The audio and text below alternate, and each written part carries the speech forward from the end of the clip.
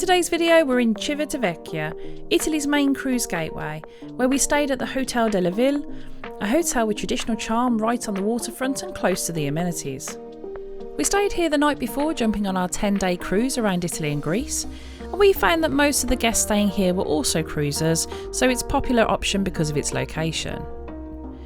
In this video we're giving you a full look around the room we stayed in, what we loved, what didn't quite work, and a few behind the scenes surprises from the hotel, so let's dive in.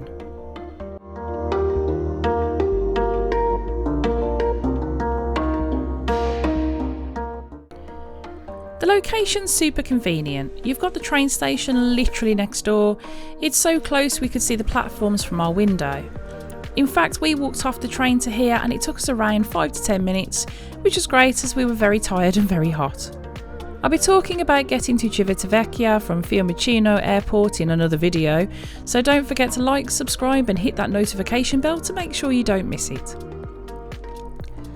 Although the entrance to the cruise port is within 10 minutes walking distance, if you're cruising, I would personally get a taxi depending on which dock you are sailing out of. We were sailing out of Quay 12 and it was a good 7-minute taxi ride to get to the Majestic Princess. And I'm glad we didn't try and haul our cases in the hot weather over the uneven pavements.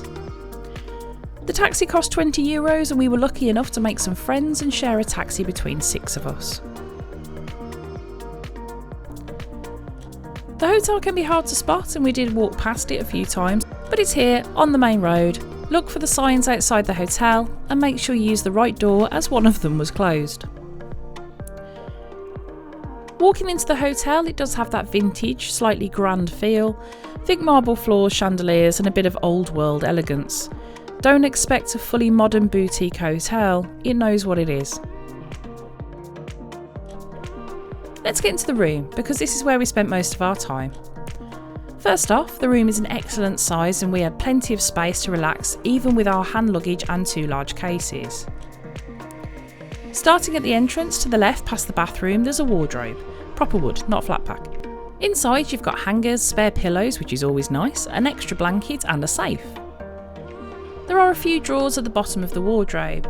Now this is the only space to store clothes in the room, but I'm going to make the assumption here that they have very few guests staying more than 2 to 3 nights due to the nature of the guests staying for the cruise port. The bed itself was plenty big enough. 2 large singles pushed together, which is very common. Pillows were nice and lump free. The bed linen was in good order and clean. The mattress was a bit on the firm side, but we both slept very, very well. Decor-wise, it's decorated nicely with some lovely artwork on the walls, but you can definitely see some signs of age. It does need a bit of attention in areas, the furniture's got some scuffs, and there are dents and scratches in some of the walls, but for the most part this doesn't really affect the functionality of the room nor its cleanliness. To either side of the bed there are bedside tables with a small drawer, which match the rest of the furniture. Just above there are individual wall lamps with some more cute artwork and a pull switch on each. Just a note here, if you want to charge your phone, the socket is actually on the wall under the bedside table, so you might have to do some floor crawling to plug it in. We had a desk area with a mirror, which worked for getting ready in the morning. However, there were very limited sockets around the desk. In fact, the only sockets were by the left-hand lamp on the wall, near the floor. Other than that, there was an extension cable where the Nespresso plugs in. Now don't do what we did and forget to bring a European charger socket. Because we were only staying 1 night in Civitavecchia, we only had a US travel plug with us or USBs, and of course the room had neither. It doesn't have any USB sockets, so then we had the fun of trying to check into our cruise with only 3% battery, so don't forget to bring a European charger socket if you're staying overnight. Next to the desk is a fairly comfy armchair, small table with a view out the window.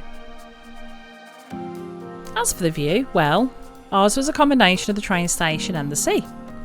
Not exactly spectacular, but we didn't mind and it was quiet at night, so no complaints there. My mum stayed in a room just down the corridor on the other side of the hotel, and hers had a view of the port and sea, which was much prettier. If you can request a sea-facing room, it really adds to the stay. In fact, we could see our cruise ship from here in the morning. It looks much closer than it actually is. We booked standard doubles, but they do have various options including suite with really nice views if you want to pay a bit extra. Another great thing about the huge windows was that they open and you can get a really nice breeze into your room. Just be very careful how you open these windows as they open in multiple ways. What I will say is the air conditioning was very effective, and after very limited sleep the night before and travelling a really long time, it was so nice to just lie on the bed in the cool air. Controls are on the wall and are very simple: up for warmer, down for cooler.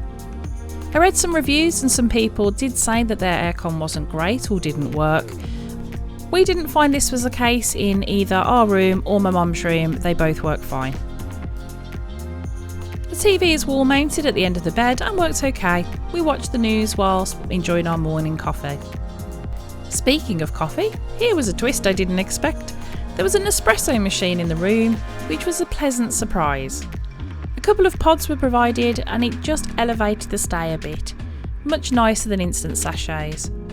We didn't have any decaf pods in our room, and initially I was a bit sad that I wouldn't get to use it, but Mum had 2 in her room, so we traded 2 of ours for hers and had a lovely morning coffee while we prepped to leave for our cruise. There is a fridge stocked with items such as Coke, snacks and even a small bottle of Prosecco. However, note that these are not free. There is a visitor information card on the desk where it will show you the prices, so just be aware before snaffling the goodies in here. Now on to the bathroom. This is where things got a little tricky. Although again it does need refreshing and we will come on to that, but it was clean and well equipped.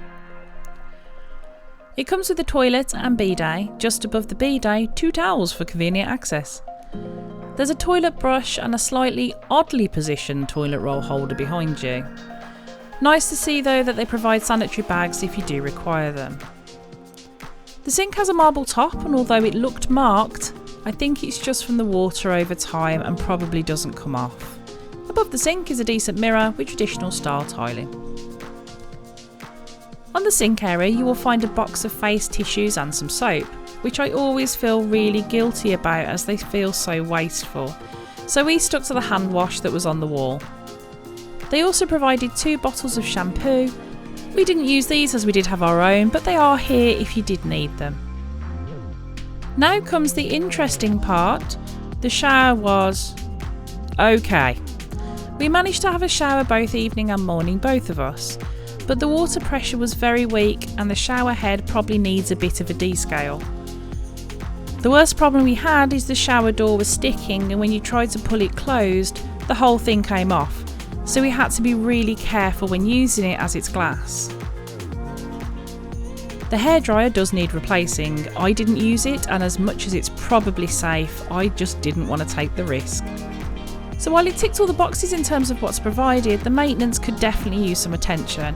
It didn't ruin the stay by any means, and I did report the issues to reception and hopefully they will be addressed.